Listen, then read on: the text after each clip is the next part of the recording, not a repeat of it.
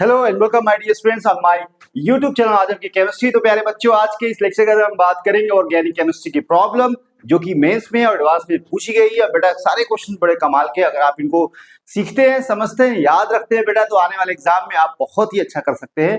तो चलिए हम इस क्वेश्चन को देखते हैं, जो कि बहुत ही इंटरेस्टिंग है। और क्वेश्चन में जो पूछा गया है ना बेटा, ये बहुत सारी बातें यहाँ पे पूछी गई हैं। अगर इन सारे स्टेप को सीख जाते हैं और याद रखते हैं तो बेटा आपको एग्जाम में बहुत ही मदद मिलेगी। देखिए इस क्वेश्चन के अंदर जो पूछा गया था, फॉलोइंग रिएक्शन सीक्वेंस जो भी है PQRS are the major products. और यहाँ बेटा यहाँ पे आपको पता करना है कि जो P क्या बन रहा है, Q क्या बन रहा है, R क्या बन रहा है, S क्या बन रहा है। उसके बाद आपको यहाँ उसके बारे में कुछ बातें लिखी हैं, आप वहां पे चेक कर सकते हो वो चीज सही है या गलत है। एक से ज्यादा आंसर है। तो P के बारे में अगर आप बताना है कि प्राइमरी अल्कोहल विथ 4 कार्बन होगा, तो यहाँ पे आपको पहले रिएक्शन कंप्लीट करनी पड़ेगी, तभी आप यहाँ पे प्रोडक्ट जब बन जाएगा तब इसको बारे में आप बता सकते हैं। तो सबसे पहले हम लोग प्रोडक्ट बनाएंगे सबके। यहाँ पे अगर देखें आप तो एल्काइल क्लोराइड है, और जब भी यहाँ पे रिएक्शन होती है magnesium in presence of dry ether, तो वहां पे आपको क्या बनेगा, गिगनार्ड रिएजेंट बनेगा। उसके बाद वाटर से रिएक्शन कराएंगे तो गिगनार्ड इज स्ट्रॉन्ग कह सकते हो कि बेस की तरह काम करेगा। When hydrogen acidic hydrogen present होता है तो वहां पे बेस की तरह काम करेगा। Abstract the hydrogen atom. तो यहाँ पे आपको क्या बनेगा, तो देखिए पहले स्टेप में आप बात करें बेटा, तो यहाँ पे बन जाएगा, यहाँ पे देखें फर्स्ट स्टेप में, तो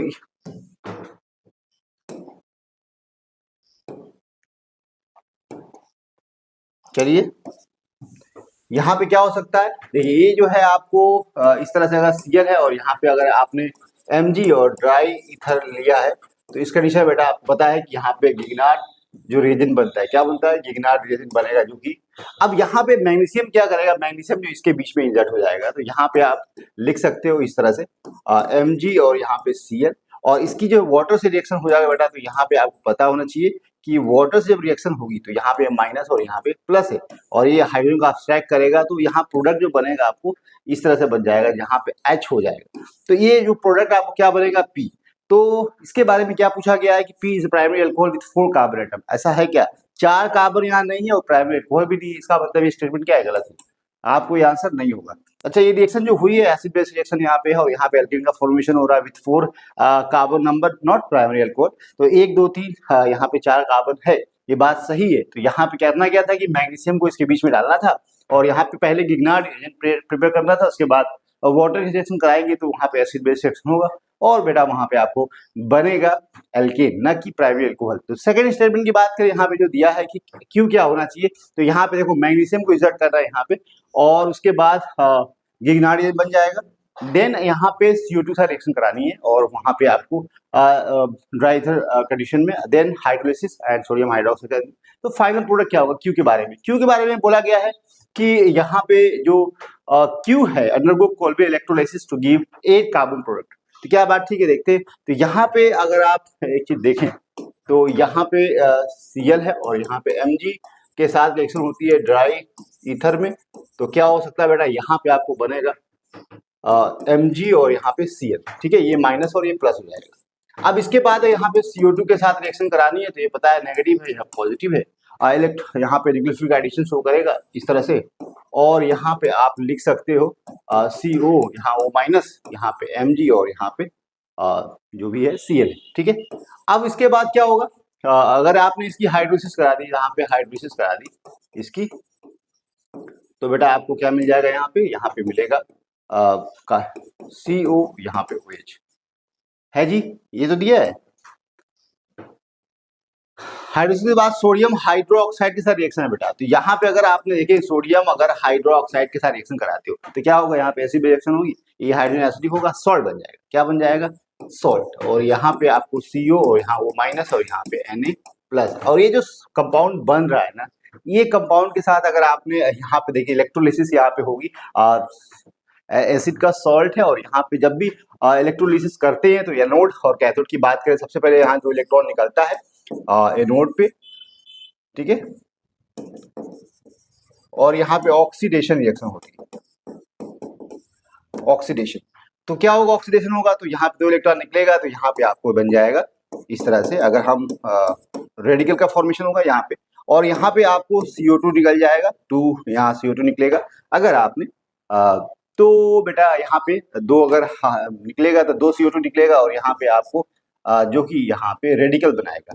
क्या बनाएगा? रेडिकल।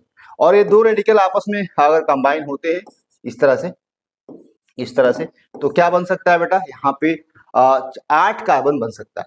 कितने कार्बन? 8 कार्बन। ओके, तो यहाँ पे आप दिखा सकते हो इस तरह से, यहाँ पे ये बॉन्ड बना है, ठीक है। कैसे? ऐसे बना, तो यहाँ पे ये बॉन्ड का फॉर्मेशन हो गया। और यहाँ पे देखें तो यहाँ पे टोटल नंबर ऑफ कार्बन की बात करें तो कार्बन यहाँ कितना? 8 कार्बन है, बिल्कुल। और यहाँ पे फिर देखें आप कि अच्छा, यहाँ पे यही बात है कि तो एनोड में होता है, ऑक्सीडेशन होता है, तो इलेक्ट्रॉन लूज करता है, उसके बाद यहाँ पे रेडिकल का फॉर्मेशन होता है। रेडिकल यहाँ पे CO2 बाहर निकलेगा और फिर रेडिकल जनरेट होगा जो कि आपस में कपल कर जाते हैं एंड यहाँ पे फॉर्मेशन होता है। और साथ में यहाँ पे एक बात और देखेंगे, H2 जो होता है ना बेटा, टूट जाता है इसमें, और यहाँ पे H2H प्लस में और यहाँ OH माइनस में। और बेटा ये जो है H प्लस इलेक्ट्रॉन लेके, 2 इलेक्ट्रॉन लेके यहाँ पे H2 गैस बनाता है, जो कि ये कैथोड पे होती है रिएक्शन।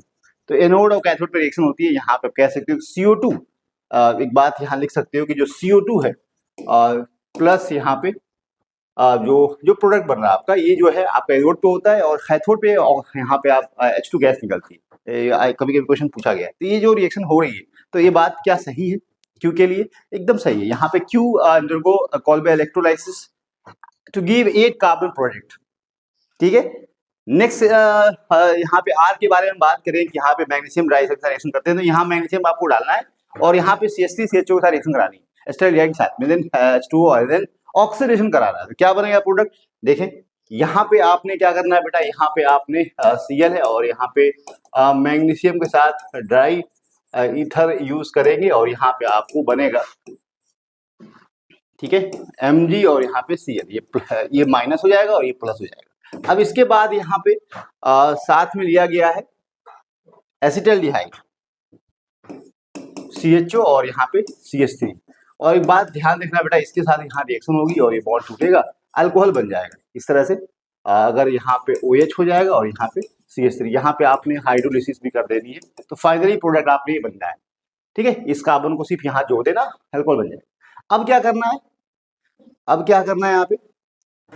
यहाँ पे ऑक्सीडेशन कराना है। क्या कराना है? ऑक्सीडेशन। ऑक्सीडेशन किसके साथ? क्रोमियम O3 के साथ में। तो ये जो है आपको किस में चेंज हो जाएगा? यहाँ पे आपको बेटा CH3 में चेंज हो जाएगा। अब यहाँ पे पूछा है कि ये क्या कैरियर रिएक्शन देगा? तो ये नहीं देगा। वाई? यहाँ पे देखें, यहाँ पे आपसे पूछा गया है कि जो R है, R क्या है? R 6 carbon and undergo carrier reaction. तो ये ठीक है। तो R की बात करें तो यहाँ पे जो प्रोडक्ट है R है, it can not go condensation, because condensation वही देगा, एल्डोल रिएक्शन तो देगा, लेकिन इन प्रेजेंस ऑफ बेस, ठीक है। यहाँ presence of base aldol reaction तो देगा, एल्डोल जो कंडेंसेशन रिएक्शन होती है देगा, लेकिन जो कैनिजारो रिएक्शन है, रिएक्शन ये नहीं देता।